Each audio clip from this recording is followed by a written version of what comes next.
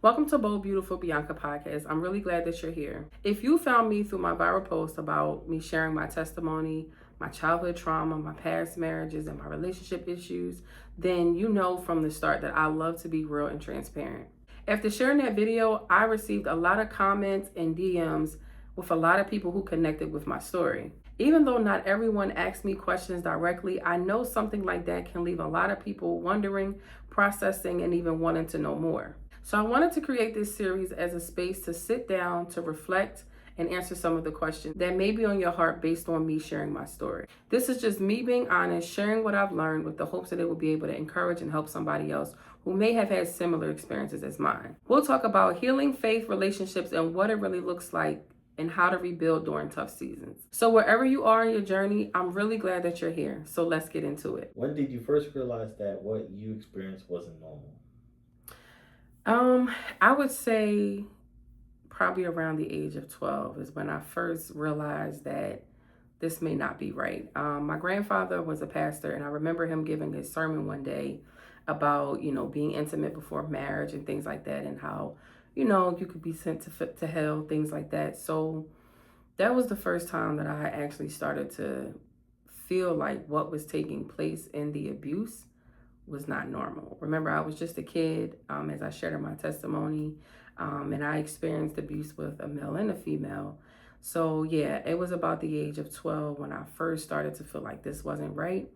But at the same time, what do you do? Who do you tell when people are telling you not to say nothing, or we're just playing a game? What kept you going during those hard moments as a child?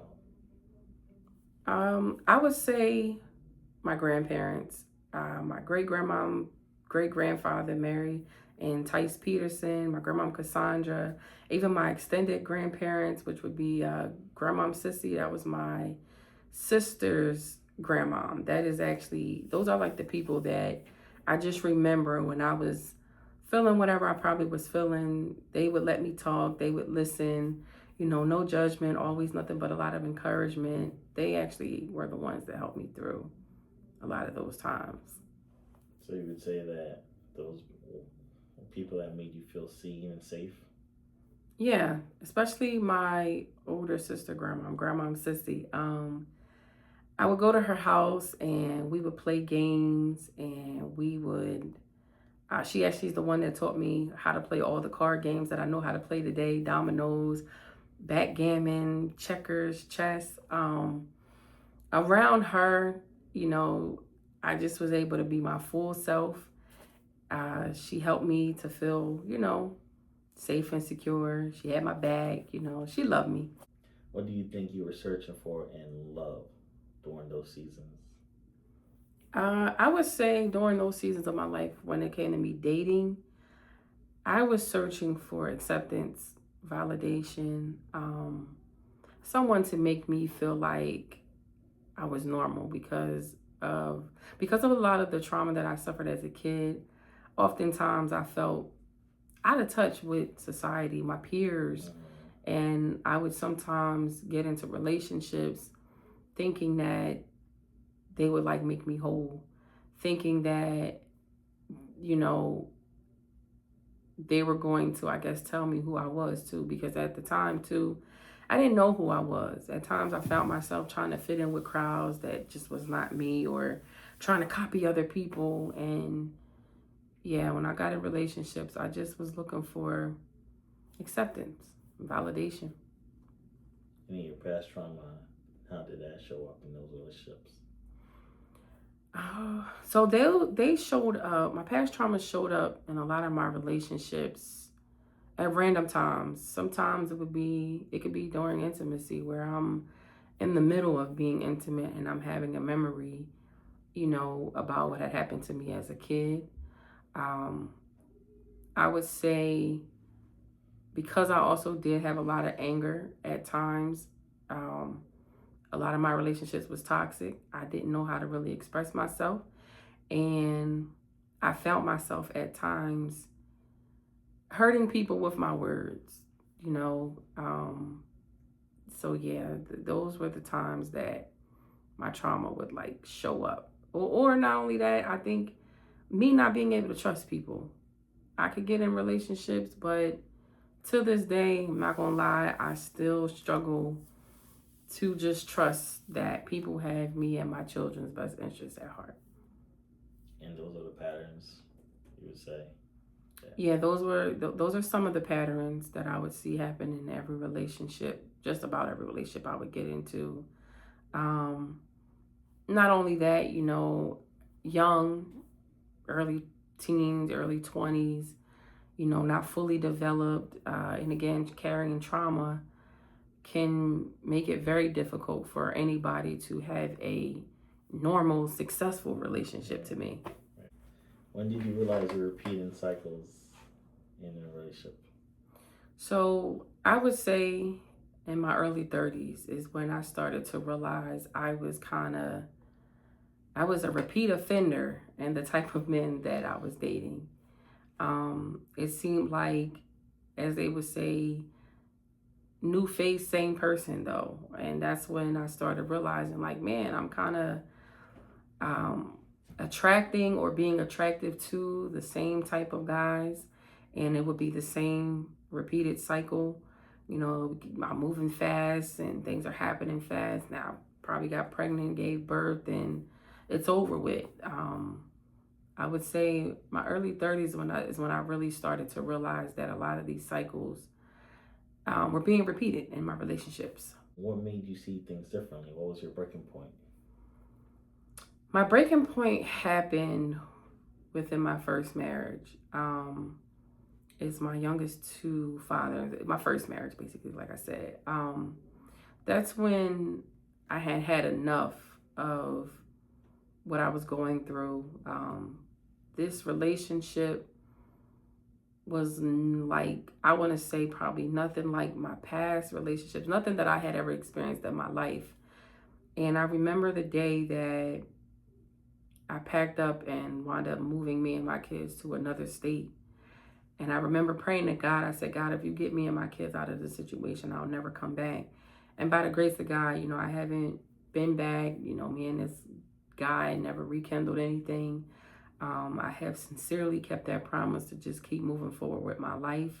But that was a breaking point for me. That's when I realized, although I've always been on a journey of healing, I think that's when I really began to take it serious. That's when I really began to open the Word of God and reading the Word of God every day, because I was tired. At that point, I was tired of coping.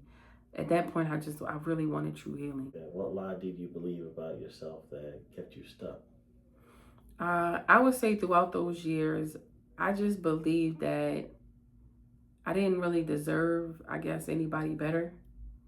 I believed that I was just too broken for anybody to truly love me. So I found myself at times just tolerating, disappointment, people not showing up or keeping their promises the way that they said they would. I was believing that it was too late for me. I was already 5 kids in. I'm sorry, I think by that time I was 4 kids in. And I just didn't think that things relationship-wise for me could get any better. What was the hardest truth you had to accept about yourself? That's a good question. The hardest truth that I had to accept about me is that I had 5 kids by 4 different men. Growing up, I always said that I wanted to have 5 children, and I can say that none of this was planned, meaning I didn't, after saying I wanted 5 kids, I never said by 4 different men. Unfortunately, during this time of my life where my trauma was showing up the most at times, I was just in survival mode. Just one bad decision after another, just trying to cope. But that was the hardest thing I had to accept about myself, that I created in a sense a broken family that I kind of grew up in. I mean, I was going back and forth at times between my parents, my moms, even lived with my grandparents at times. And I remember hating that so much because there was some division in the families, not everybody got along. And I hated that I didn't want that for my own children. However, you can not want a lot of things and not really know how to avoid those same things from happening. So yeah, I definitely realized that that was the hardest thing I had to accept and forgive myself for. I can definitely say though today I've forgiven myself totally. I love all five of my kids, but if I could have went back and did it again and had all five of the same ones again, I would have just chose to have it with one man, one marriage. Right. Yeah. I mean, was there moments that you felt like giving up? Oh, plenty of times. I remember I went through a 2 year period, and this is probably in my late 20s, where every day I just started wanting to, not be here anymore. And I fought through it. It was depression. I was going through all of that for 2 years straight. Every day I had that thought. And I just knew, though, that it wasn't what God wanted me to do. I knew that this was definitely, to me, something spiritual, something demonic, something that was not from God. So I just would ignore it, fight through it. And by the grace of God, I am still here because God has delivered me completely from those thoughts. I don't have none of those thoughts anymore. Although I do still go through things at times in my life,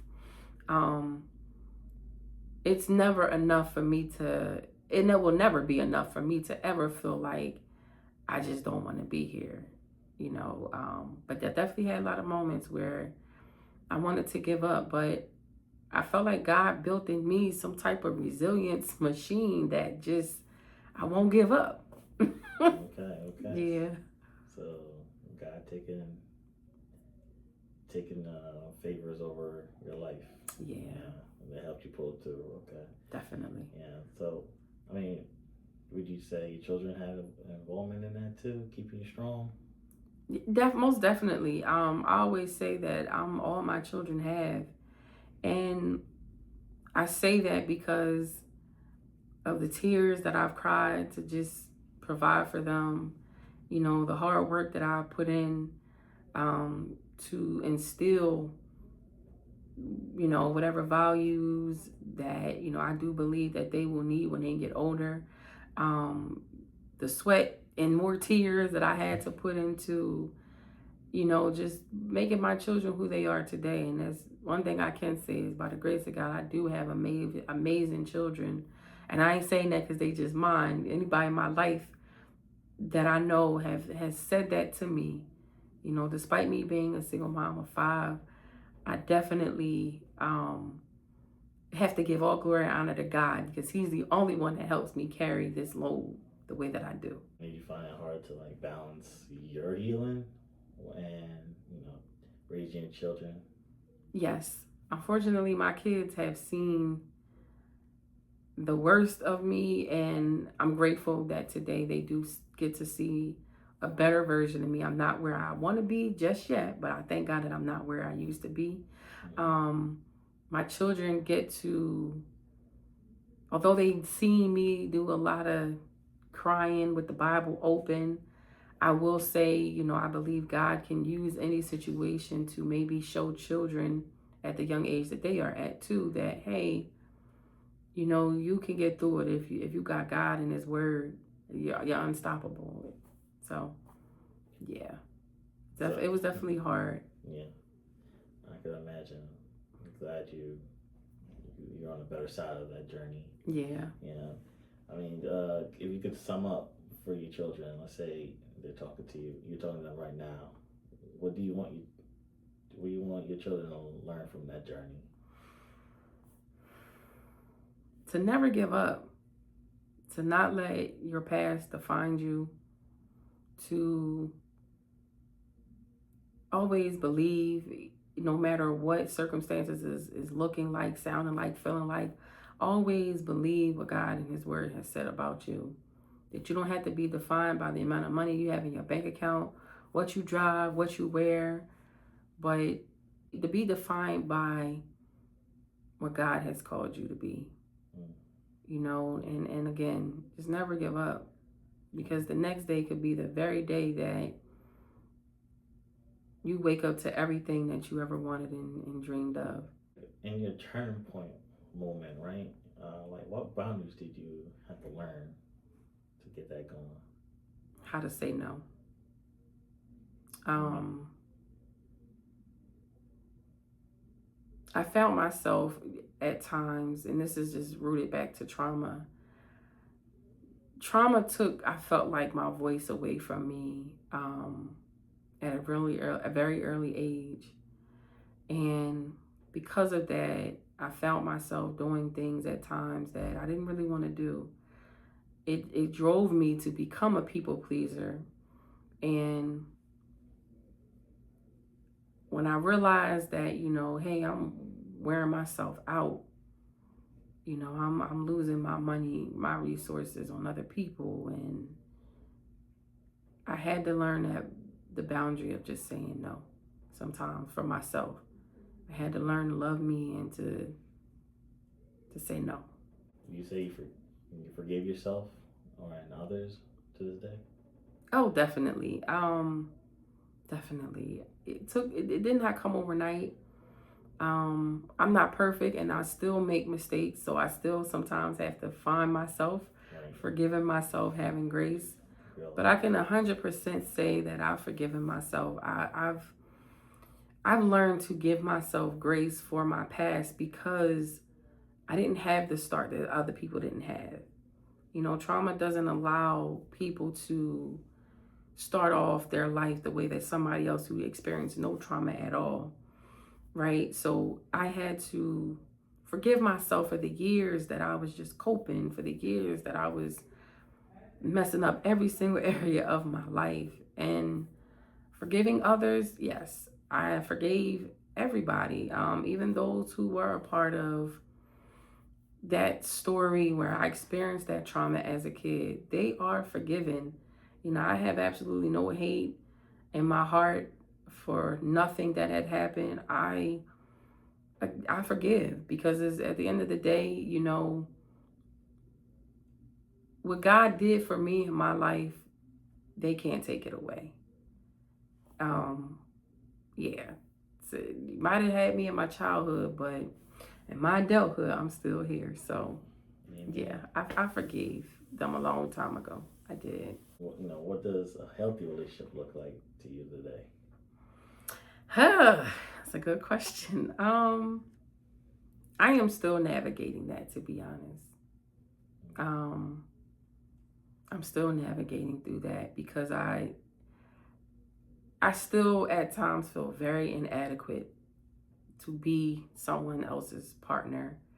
Um, and I feel that way, I think, at times because of my past, because I haven't really had very long-term relationships, which has kind of, in a sense, caused me to just not, I don't know. I'm still figuring it out. I'm still breaking that cycle. Yeah, I'm still figuring out what's okay, maybe what's not okay, and what love really looks like. During a different version and time of my life, I have not figured that out yet, but I'm enjoying the journey. I can say that. Yeah. That's good. That's good. Yep. So, don't want to take up too much of your time, but one more. What would you say to a woman who feels stuck in the same cycle? What would I say to a woman who feels stuck in the same cycle? I would first start off and tell you that, it wasn't your fault. I hope that you are not carrying around the guilt, the shame of what had happened to you, whether you were a child or a teenager or an adult. I would tell you that you can make it through this, that you don't have to just cope with it. God wants to heal you, make you whole as if it never even happened to you. And I'm telling you this because I truly am a living witness of that. And I would also tell you to never give up. Never give up, because although it may have been dark on the side of trauma, I promise you there is light and life to truly be lived on the other side. but you have to make it through it.